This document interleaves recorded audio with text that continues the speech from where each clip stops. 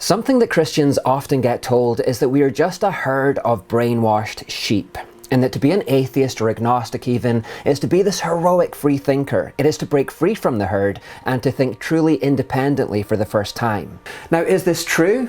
Well, to answer this accusation, we need to break it down into its individual components. So firstly, are Christians a herd? Secondly, are Christians brainwashed? Thirdly, are Christians sheep? Firstly, let's talk about this word herd. Now, it's meant as a pejorative term, but essentially herd just means a group or a community of people. So are Christians a group or a community of people? Yeah, of course we are. But being part of a group or a community of people is neither intrinsically good or bad. If you saw a herd of people heading in a specific direction in their cars because they were escaping a wildfire, it would be foolish to say, well, I don't want to be part of a herd. I'm a free thinker, I'm an individual, so I'm going to drive in the opposite direction into the fire. That's just foolish. That isn't a good idea. In this case, the herd have actually got it right. You would do well to join that herd and get out of there as quickly as possible. So being in a herd or being out of a herd is actually neither here nor there. The question that you've got to ask yourself is that herd heading in the right direction? Are Christians heading in the right direction? If they are, then there's absolutely no merit in going against them just to be different. That's just foolish. The question that you have to ask yourself is Christianity true? Forget about how many people believe or don't believe. That's completely irrelevant. Is Christianity true? Now, secondly, are Christians brainwashed? Well, let me put it this way. Do we call it brainwashing when we tell children that 1 + 1 = 2? No, we call that good education. Why? Because it's true. Are we brainwashing people to tell them that Martin Luther King died in 1968? No, again, we call that good education. Why? Because it's true. And similarly, if God created the world and Jesus was born of a virgin, died on a cross and rose again, then to tell people about it is just good education. So again, the real question that we need to ask is Christianity true? Did those things happen? If they did, then to tell people about them is just good education. Now, atheists might say, but the difference is that Christians are prevented from hearing the other sides of the story. They're not exposed to all these competing worldviews. That's what makes it brainwashing. To which I say, that's utter nonsense. We hear the same sides of the story that you hear. In my science classes at school, all I ever heard about was evolution. We watch the same nature documentaries, we access the same TV shows, we go to the same museums, we're living in the same culture. We're not living in some kind of Christian North Korea where we don't get access to competing worldviews. We hear those worldviews all the time.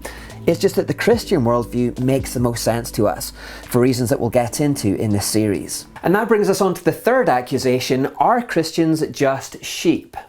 Well, of course, the inference here is that sheep are just idiots. Sheep don't think for themselves. They're mindless. They just follow the other sheep without really knowing why.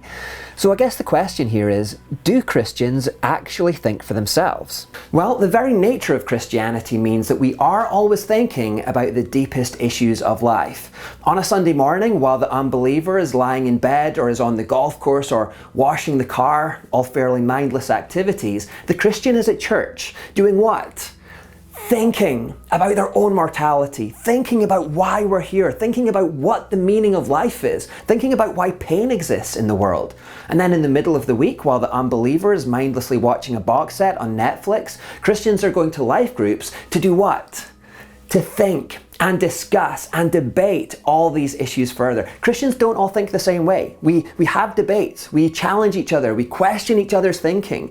In Proverbs 27:17 it says that we should sharpen each other as iron sharpens iron. So Christians are, by the very nature of the faith, constantly encouraged to think independently and then debate and wrestle with the big questions. It's kind of what we do. In fact, ask any Christian, and I promise you I hear this so often, that Christians get frustrated when they hang out with non-Christians because the conversation is just so superficial compared to what they're used to. See, when Christians get together, the conversation very quickly turns to these very big life questions. And yet when we hang out with non-Christians, we find that the chat revolves around celebrities and TV shows and sports. Not that there's anything wrong with those things, it's just that it rarely goes any deeper than that. And it bothers us, to be honest. We come home and we talk to each other and go, I can't believe they don't even think about the bigger issues. It doesn't even seem to cross their mind.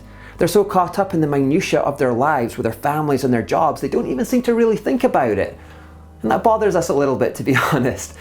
So as people who live in both worlds, I can promise you that the Christians are having far deeper conversations generally than unbelievers are. Christians are thinking, and they're thinking deeply.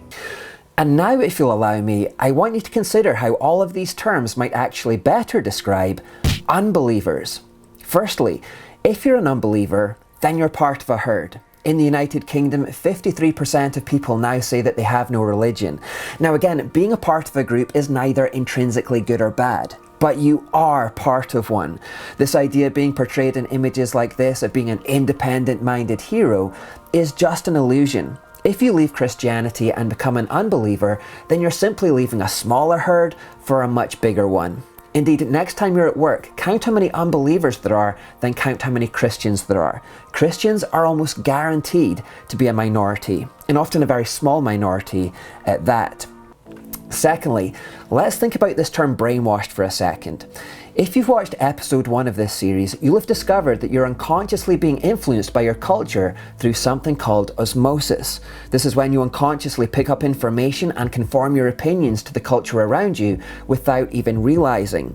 So have you not noticed, for example, that as an unbeliever, your opinions on gay marriage now strangely conform to the opinions of most of the people in your social circle? Many years ago, you thought that gay marriage was wrong, and coincidentally at that time, so did everyone else.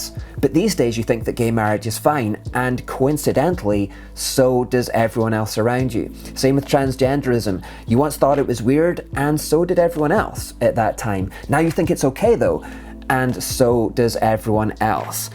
It's not a coincidence. The reason that your opinion is the same as everyone else's in your social circle, the reason it's the same as the one being touted in the media, is because you're being unconsciously brainwashed by your culture, by osmosis, and you're conforming to your herd. Cultural brainwashing happens because 6 companies are responsible for 90% of the traditional media that you consume, which means that things like this can happen. Hi, I'm Fox San Antonio's Jessica Headley. And I'm Ryan Wolf. Our greatest responsibility is to serve our Treasure Valley communities, the El Paso, Las Cruces communities, Eastern Iowa communities, Mid-Michigan communities. We are extremely proud of the quality, balanced journalism that CBS 4 News produces. But We are concerned about trouble and irresponsible, one-sided news stories plaguing our country. plaguing our country. The sharing of biased and false news has become all too common on social media. More alarming, some media outlets publish these same fake stories without checking facts first. The sharing of biased and false news has become all too common on social media. More alarming, some media outlets publish these stories simply aren't true without checking facts first. Unfortunately, some members of the media use their platforms to push their own personal bias and agenda to control exactly what people think. And this is extremely dangerous to our democracy. this is extremely dangerous to our democracy. This is extremely dangerous to our democracy. This is extremely dangerous to our democracy. This is extremely Dangerous to our democracy. This is Extremely dangerous. Dangerous to our democracy. Dangerous. extremely dangerous to our democracy. extremely Dangerous to our democracy. Everyone is being bombarded with the same messages each day, over and over and over. On social media too.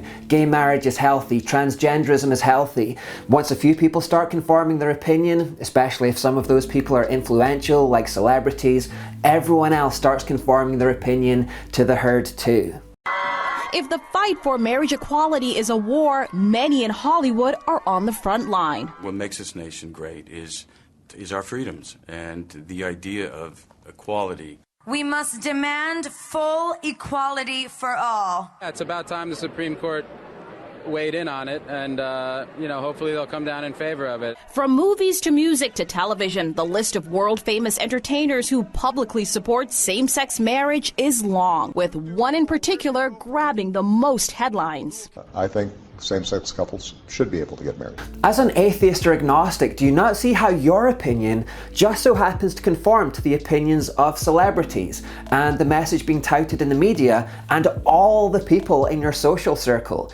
And do you not think that's even a little bit suspicious how your opinions have conformed at exactly the same rate as the culture around you? The irony here is that never have so many people claimed to be free thinkers while simultaneously thinking exactly the same things. Which brings me on to the third element. Can unbelievers be sheep? Recently, scientists from the University of Pennsylvania and City University London ran an experiment where they investigated why there was a mysterious sudden rise and fall in the popularity of baby names over the years. In conclusion, they discovered that the tendency of social groups to want to fit in leads to herd-like choices. The scientists asked groups of people to play a game where they picked names for a series of faces flashing up on a big screen. After each round of the game, the names that each individual had chosen for each face were then revealed to the entire group. Now, during the first few rounds, there was no agreement on what names should go with which face. Damon Santola, one of the authors of the report, said, "In the very first few rounds, it was just utter failure and no one can match. But then you had a small minor option that all of a sudden became explosively used by these strangers. It just caught on like wildfire, and within a few rounds, it was universally adopted. So suddenly, everyone was giving exactly the same names to the same faces just because they wanted to fit in with the herd. It was discovered that larger groups of people took longer to conform, but the overall trend was always the same." Andrea Baroncelli, the co-author of the study, described the phenomenon as spontaneous emergence. She said spontaneous emergence is like the existence of an invisible hand. Everybody's just trying to agree with their social circle, and so spontaneously there will be the emergence of a single consensus. In short, there's a spontaneous emergence of baby names because people are just trying to fit in with the groupthink of the day.